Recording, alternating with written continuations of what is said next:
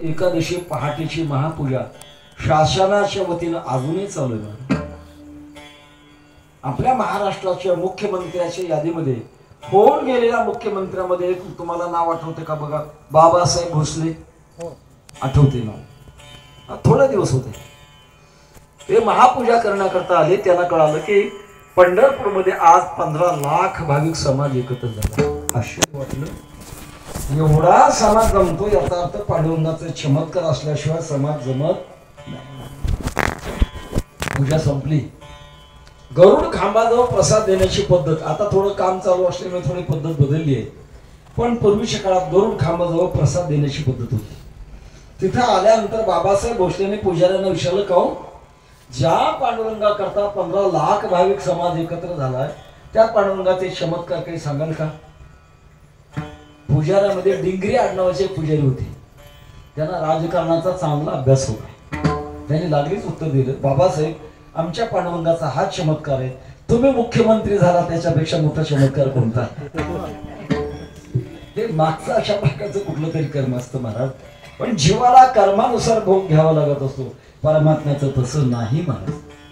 भगवत भक्त ज्या वृत्तीने भगवंताचं ध्यान करेल परमात्मा त्याप्रमाणे आकार धारण करतात। हे स्वातंत्र्य भक्तीमध्ये तुकोबारांनी हा सिद्धांत सांगितला, ज्याने ज्याने जैसे द्यावे तैसे व्हावे कृपाळे।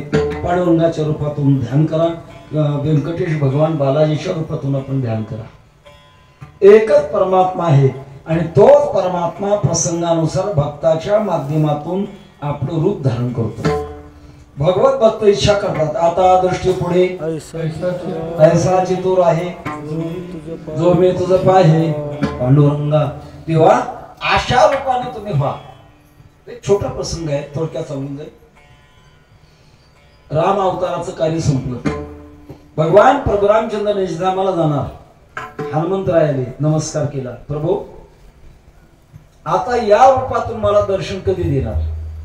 माझ्या या रूपाची सवय आहे आणि या रूपातून मला दर्शन कधी देणार? भगवंताने सांगितलं, हनुमंता तुम्ही तर चिरंजीव आहात, तुम्हाला निजधामाला येता येत नाही, पण मी पुढचा अवतार कृष्ण अवतार आहे आणि कृष्ण अवतारामध्ये मी जेव्हा द्वारकेचा राजा होईल तेव्हा मात्र या रूपातून दर्शन देईल। हनुमंतराचं समाधान झालं, हनुमंतर आपल्या चिंतनामध्ये आनंदामध्ये होते। कृष्ण अवतार झाला, श्रावण मध्ये अष्टमी रात्री 12 वाजता मथुरेच्या कारागृहामध्ये पहिलं आगमन आहे।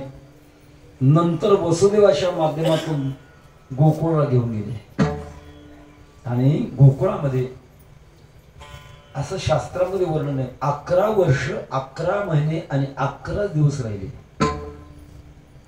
12व्या दिवशी अक्रूराच्या रथात बसून मथुरेला गेले आणि मथुरेला गेल्यानंतर कंसाचा काटा काढला, राक्षसांचे मुडदे पाडले, त्याचा परिणाम मथुरेवर स्वाऱ्या होऊ लागल्या।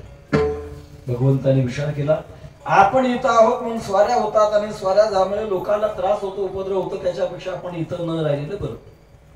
भगवान परमात्म्याने मथुरा सोडली, रचिले द्वारका तुका म्हणे, द्वारका नगरी रचली आणि रचल्यानंतर भगवान द्वारकेचे राजे झाले। हनुमंतरांना चाहू लागले की आता भगवान द्वारकेचे राजे झाले, चला आता आपल्याला रामरूपातून भगवंताला पाहायचंय।